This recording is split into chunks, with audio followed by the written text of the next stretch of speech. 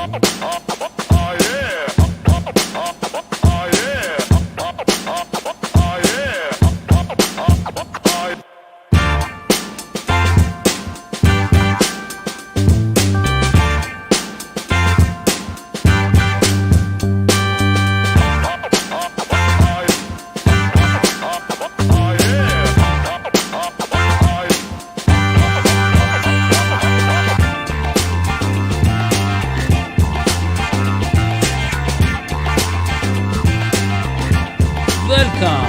the number one Bengals podcast. I'm your host, Daddy McDuke. I'm joined by John, the brain Sheeran of A to Z Sports / Cincinnati. John. That is the hyperlink, yeah. No, I'm good. Thank you for getting the plug down. Of course. We get 5 cents here at DNH Sports for finding the great John Sheeran for A to Z Sports. Interesting use of every click. we. You know, is that the collective we or is that the French we? Yeah, it's the royal we.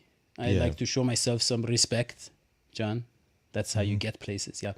But John, there's so much to talk about today. So much. I don't really know where to start.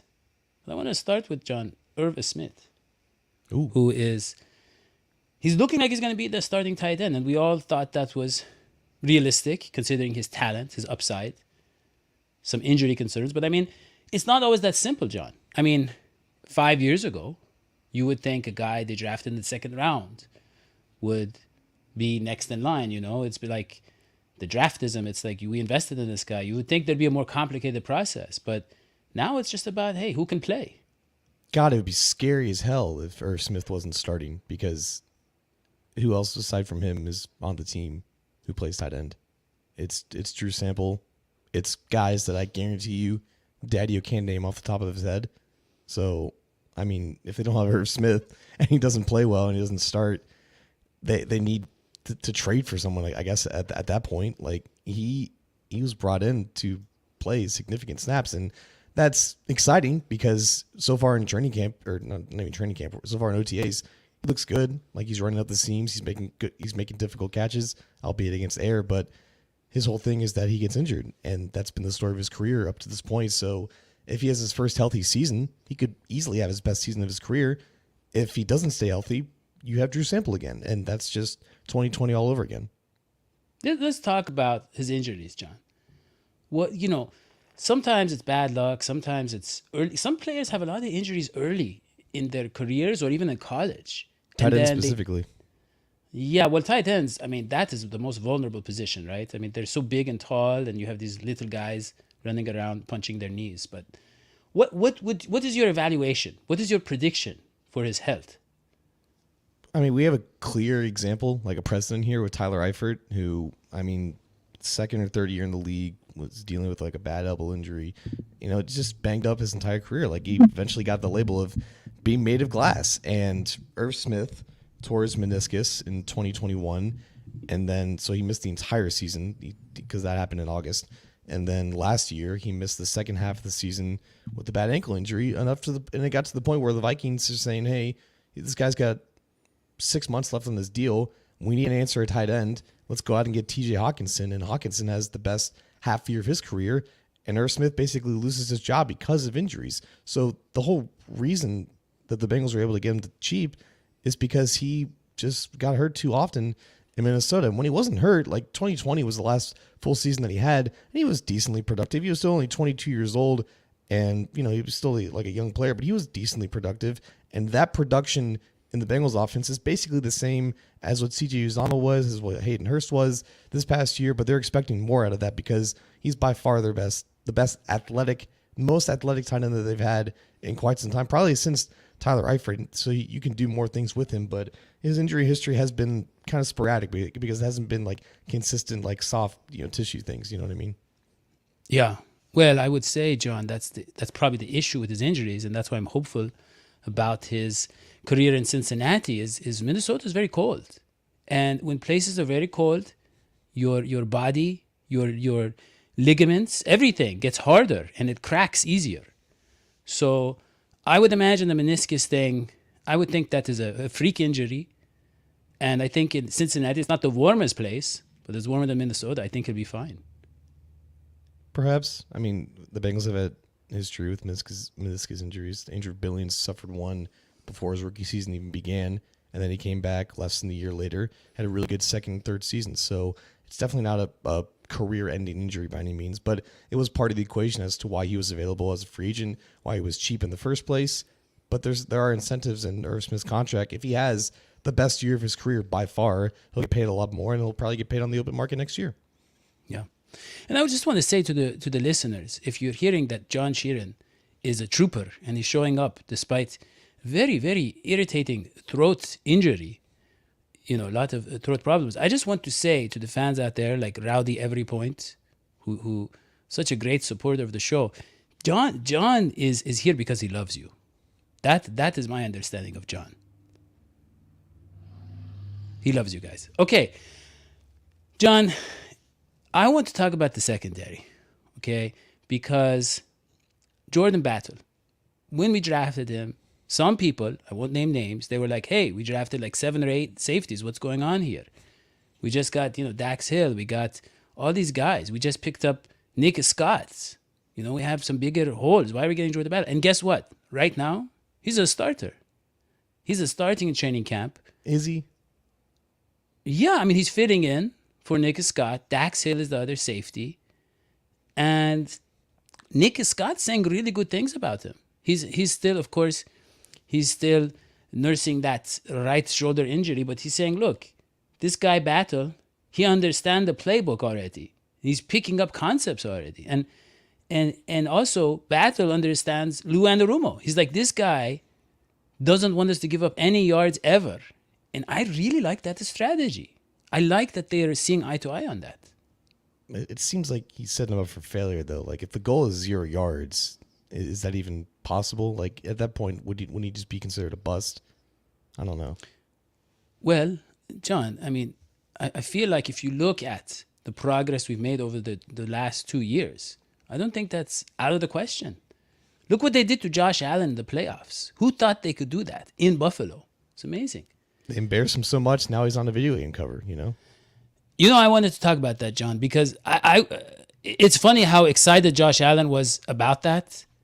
And really, in history, John, how many people have we had on the cover of Madden not regret it? Maybe Patrick Mahomes, right? I mean, how many people? I would say Patrick Mahomes has not regretted it. He's been on it twice. Same number of rings he has. Yeah. Well, you don't have to be so happy about it, John. You sound really happy. He looks very happy on that cover. I'm just trying to match the excitement. Yeah, I'm not excited. I think Josh Allen is a great dude. I think he's a great quarterback. He's an exciting player. Yeah, that's it. Well, good for him. The Bengals, though. He can have the Madden cover. He can have that. Joe Burrow has much bigger things planned. And by the way, did you know that he is also a home run hitter, John?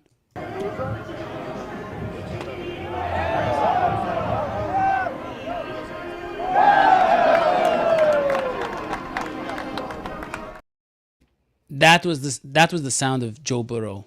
A two-handed swing too. That's actually very impressive for someone who supposedly doesn't swing a baseball bat. Yeah. So that's Joe Burrow for you, just going out there and getting it done. He doesn't need. He did that 3 more times, I think. Yeah. Amazing. But let's get back to the secondary, John, because look, Dax Hill, he's been looking good in camp. Here you see him following Joe Mixon down the sideline. Very impressive. Jordan Battle, very impressive so far. But I'm going to say, John, I still think that the secondary is our biggest question mark. I might even say it's our biggest weakness. That's a take. That's a take for sure. I would like to hear your explanation. Is it because of the snaps lost? Because I understand that. Is it because what? The snaps that were lost from, Bates. Yeah. Well, not just the snaps. I mean, look, Jesse Bates is a premier safety. I don't care what anybody says. Very talented safety. Von Bell adds a lot in terms of his approach to the game. A lot. So that combination is a beautiful combination. And, well, I will say, look, Chidobe being back is huge. And Cam Taylor-Britt being in the second year, and oh, by the way, being fully invested in the Bengals, putting them on his back, literally, He put the Bengals logo on his back. He tattooed it. John, I don't know if that's going to help him in contract negotiations, but it really has endeared him to this fan base. This guy is committed. And unfortunately, it didn't help Mohamed Sanu, who has, I think, the greatest Bengals tattoo of all time. But he, left for the Falcons. Great guy, by the way. You should donate to his foundation because he's helping out kids in his home in Sierra Leone. But going back to the secondary point, I don't think it's. Just putting the link up there. Yeah. I don't think it's a weakness at all. That's not Mohamed Sanu's foundation, by the way. I don't think it's a weakness though, because I saw plenty of times last year.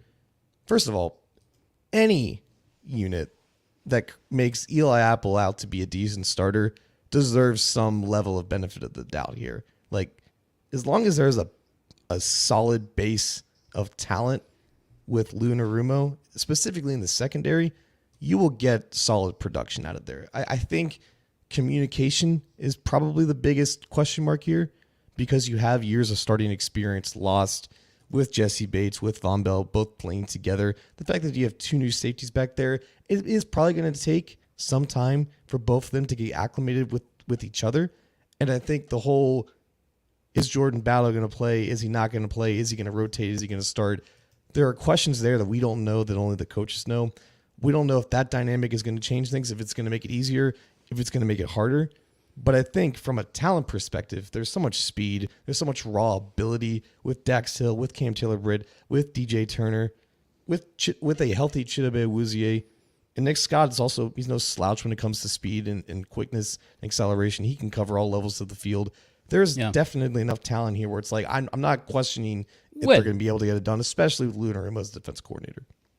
I agree with everything you said. There's a lot of talent. Lou is amazing, and he pulled a rabbit out of his hat. But John, Eli Apple is still not signed, we love Eli Apple on this show, right? What's that? He won't be. I don't think so. Wow. Not by them. No. I know. But what I'm saying is that shows that they were maximizing the talents, right? And I'm saying that the Bengals roster is pretty good overall. So that's my issue, is it's hard to find a weakness on the roster. And the default is to say where you lack experience, where you had the most, turnover. What would you say is the biggest weakness then? I'm going to stay on defense because, obviously the offensive line is a question until it isn't. But I think depth at offensive line is already pretty bad across the NFL. But their starting offensive line right now on paper looks pretty decent. Who is it? Who's the right tackle? It's going to be Jonah Williams if he's healthy. I don't think La'el Collins is going to come back healthy enough, and I don't think Jackson Carman is going to beat out Jonah Williams in a straight competition. Sorry to interrupt, but I don't get Jonah Williams. What is he doing? Why isn't he playing? Is he still so upset about being moved to the other side? He's still recovering from. He dislocated 2 knees, man. That takes time. He's still recovering. Yeah. Oh, okay. He'll be back.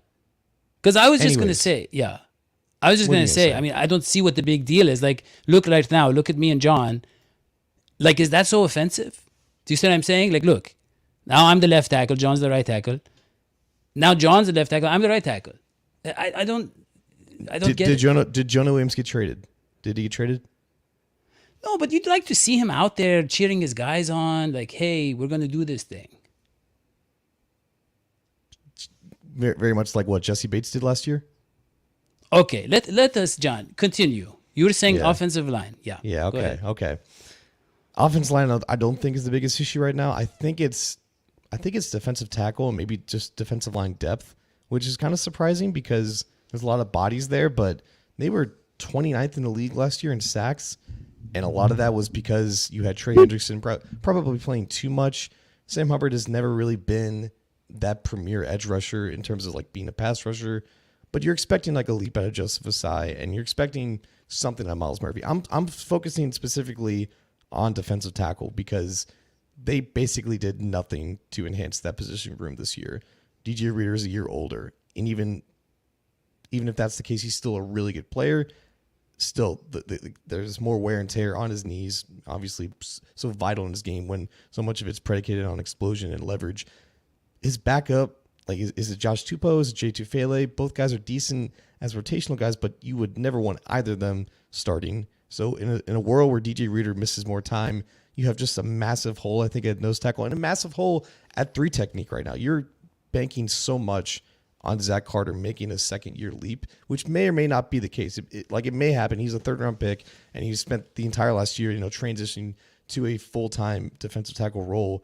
But I don't love the depth of defensive tackle, and I think it was such a huge issue in the early days of Lou Arumo's defense when you had guys like, Christian Covington and Marcus Hunt playing significant snaps. It was such a massive hole in the scheme that he wanted to trot out. So if an injury occurs at defensive tackle around the league, like there's a lot better depth inside compared to what the Bengals have. So you're right. Like this team is pretty stacked from top to bottom. But if there's one area where I feel like they don't stack up compared to the rest of the NFL in terms of depth, it's probably defensive tackle for me.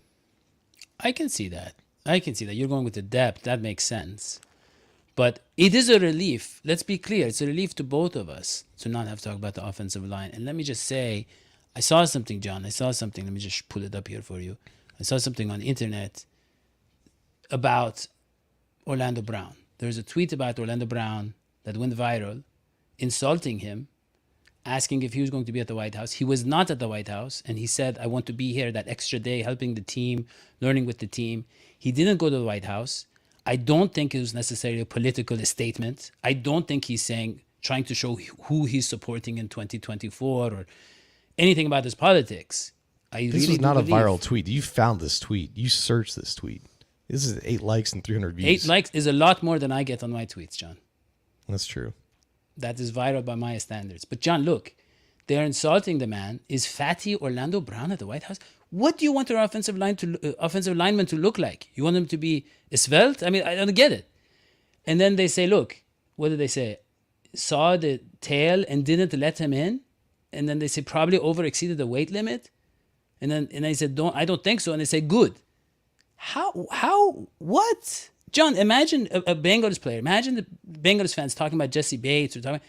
That's impossible that they would insult him. And they won a Super Bowl with this guy. And he had the game of his life in the Super Bowl. What is wrong with these people? And I really hope... Yeah, go ahead. You're arguing with a guy whose name is Toast. His whole life's mission is to get burnt. Like, I don't know. I'm not arguing. This is the internet. You're clearly disagreeing with him, so... Yeah. John, I just want to say this. I hope that... I know you're friends with Orlando Brown. You had him on your show. And great guy. Great guy. His dad was a great guy. And I hope he doesn't watch this show. And I hope he doesn't see this. Because I'm really worried, John. I'm worried that it's going to harm his relationship with his former Chiefs teammates. And it's going to affect his play the next time they play. And he could do some things to the Chiefs. And I really hope this doesn't reach him. That they are insulting him like this. Yeah. That would be terrible. Be awful if Orlando Brown had any animosity towards the team he used to play, the team that he's going to play against at least two times this year. That'd be very bad. I hope that doesn't happen. Yeah. Well, John, I feel like we covered everything. And that was a lot. There was a lot to cover. Any final thoughts for you? I'll just say this, man. Like, as someone who works with someone who has very long hair, very long and unkept hair, I really feel like Joe Burrow needs to work on his hairstyle a little bit. Like it's getting way too messy when it's this length. Like he doesn't always have it in a headband. I feel like it needs to look a little bit more presentable because when you spend your life with just this long, unkept hairstyle and you're on camera, every single week and you're trying to be an authoritative figure, it just doesn't come off very serious. You know what I mean, Daddy-O? Yes, I do, but I do. It's just interesting coming from you because you've never observed the dress code on this show, which is a suit and a tie. Well, I'm not really alone there. I don't think Hoji has ever heard of what a suit is. Nobody's ever observed the dress code, but I am with you. It's important. It is important to be presentable. Yes, and it's also important to support the show, and you can do that on patreon.com/dhsports. Obviously, you can support John's work on the A to Z sports.com/Cincinnati website over here. And you can see we have all these people treating us patronizingly there. You got to get together, Bandana Niloy, Ricky Story, the usual suspects, the great people of the show. And last show, we had a lot of people supporting us in the super chat. rowdy every point. So that is another option, John, in case you were wondering. It's a great option, actually. Yeah. And we were missing Bridget and Dr. Hoji. Dr. Hoji will be gone for a very long time. But Bridget should be back, I believe, next week. And with that, John, don't forget to subscribe, turn on notifications, leave a comment. Tell us what you think is the biggest weakness of this Bengals team. And check out John's article. If there is one. If there is one. Good. I like that. That is their weakness. They're up against themselves. Too perfect. Getting in their own heads. No. This is going to be the year. We all know this is going to be the year the Bengals finally pull it off and win that championship. We will see you next time. So long. Sweetie. Bye.